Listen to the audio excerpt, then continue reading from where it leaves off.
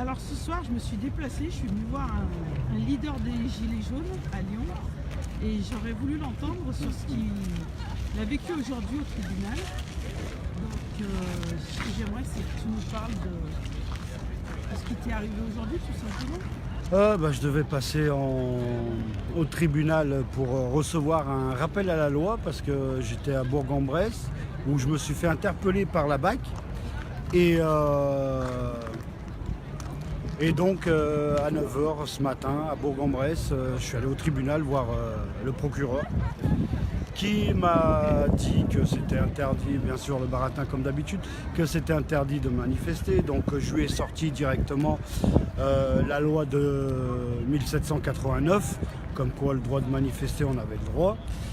Sauf qu'il m'a rajouté, c'est juste parce que vous avez un mégaphone. Donc je lui ai répliqué que ouais, mais un mégaphone, si je me balade dans la rue et que j'en ai un, ça veut pas dire qu'on est des casseurs. Donc et après en fait il y a un rendez-vous juste après moi qui a été annulé et donc comme le rendez-vous a été annulé, on est resté à peu près 45 minutes dans le bureau en train de discuter et puis la plupart du temps le procureur était d'accord avec moi sur la vaisselle qui avait été achetée par Macron et tout ça. Il y a beaucoup de choses où il était d'accord, il y a que l'ISF qui n'était pas d'accord. Mais on a discuté pendant 45 minutes, bien comme il faut, et puis j'ai récupéré mon petit rappel à la loi, et puis je suis parti, et puis voilà quoi. Et une contravention? Aucune contravention. Aucune. Il m'a expliqué qu'il pouvait aussi m'enlever le permis pendant 3 ans, s'il voulait, qu'il pouvait carrément même l'annuler. Alors je vois pas qu'est-ce qu'il a à voir le permis. Le permis de conduire. Le permis de conduire. Je vois pas qu'est-ce qu'il a à voir le permis de conduire avec une manifestation. Donc en fait, il cherche tout et n'importe quoi pour casser un mouvement. C'est ça, c'est l'État qui est comme ça. Et contre les revendications alors? Et contre les revendications, moi je lui ai dit. Il a abordé le sujet? Non, même pas.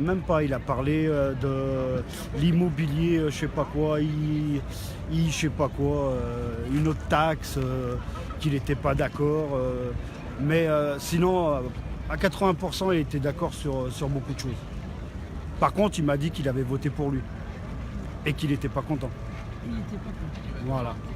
Il porte un gilet jaune de temps en temps? Je sais pas, j'ai pas demandé. Je suis pas allé jusqu'à là, je voulais pas. Tu veux y retourner Déjà depuis le début du mouvement, ça fait déjà la 3e garde à vue, donc un peu plus ou un peu moins, voilà quoi. On continue, on lâche rien. Et concernant Lyon, alors ça se passe comment? Moi j'ai décidé de faire des manifs tous les jours de la semaine, du lundi au vendredi, 19h-21h, rendez-vous place Bellecour. Et juste pour se mettre en train et se mettre en jambes pour la grande after de samedi.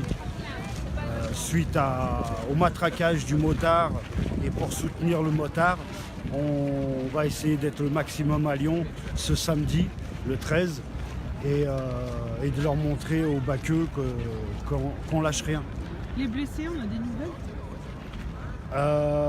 Il y a Sébastien qui a reçu des coups de matraque sur la tête, sur la jambe et sur le bras. Donc la jambe, le bras, ça va beaucoup mieux. La tête, il a eu 5 points de suture, mais ça va beaucoup mieux. Merci. De rien.